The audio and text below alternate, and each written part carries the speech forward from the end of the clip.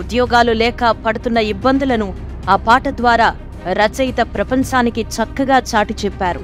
నాడు ఉన్నంత దౌర్భాగ్య పరిస్థితులు లేనప్పటికీ ఉద్యోగాల కల్పనలో ఏపీలో ప్రధానంగా రాజధాని అమరావతి పరిసర ప్రాంతాల్లోని యువతది ఇప్పుడు కూడా అదే పరిస్థితి.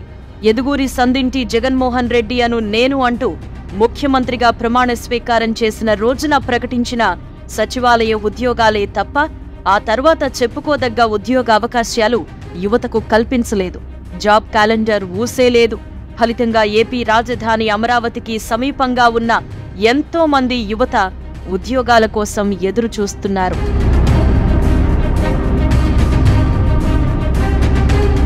గుంటూరు పార్లమెంటు పరిధిలో సుమారు 25 లక్షల మంది జనాభా ఉండగా వారిలో విద్యార్థులు, యువతే ఎక్కువగా ఉన్నారు. వైసీపీ ప్రభుత్వం అధికారంలోకొచ్చాక ఈ 5 ఏళ్లలో ఇక్కడి యువతకు ఉద్యోగాలు లేవు. జాబ్ మేళాలు కూడా నిర్వహించలేదు. చదువుకునే విద్యార్థులకు ఫీజు రియంబర్స్మెంట్ లేదు.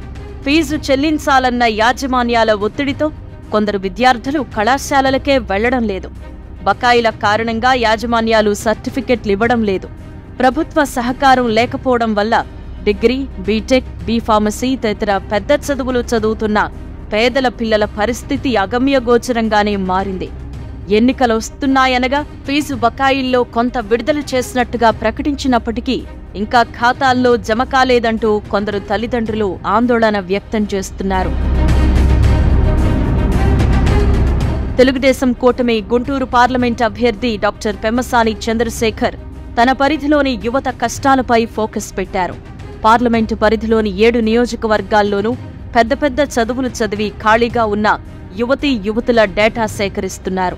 కూటమి ప్రభుత్వం అధికారంలోకొచ్చాక వారందరికీ ఉద్యోగాలు కల్పించేందుకు ప్రణాళికలు రచిస్తున్నారు. తొలి విడతలో కనీసం 1,00,000 మందికి ఉద్యోగాలు కల్పించడమే తన ధ్యేయమని ప్రకటిస్తున్నారు.